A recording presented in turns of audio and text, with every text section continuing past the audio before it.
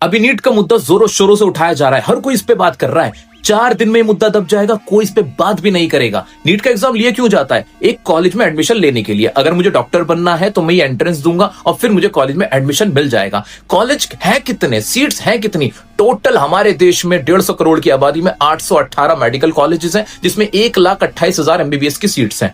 जो candidates exam दे रहे हैं वो कितने? 22 लाख। 22 लाख में सिर्फ 1,28,000 बच्चों को ही सीट मिलेगी, जिसमें सिर्फ 450 कॉलेजेस सरकारी हैं।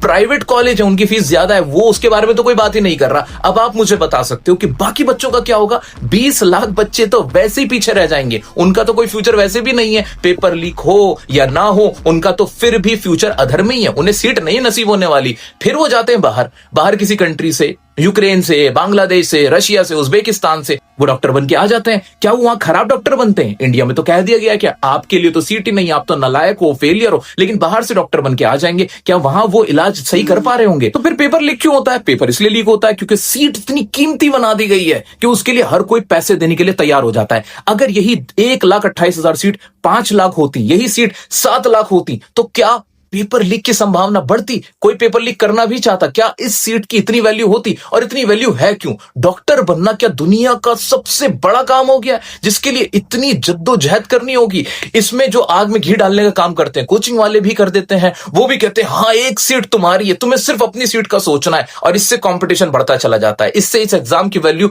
और बढ़ती चली जाती है। लोगों को लगता है ना जाने नीट ना हो गया, क्या हो गया है, इतना बड़ा हाइप हमने ही तो दिया है, इसीलिए पेपर लीक हो रहा होता है। कोई एक इंसान इस पे बात कर रहा है कि हमारी ये कॉलेजेस इतने कम क्यों है?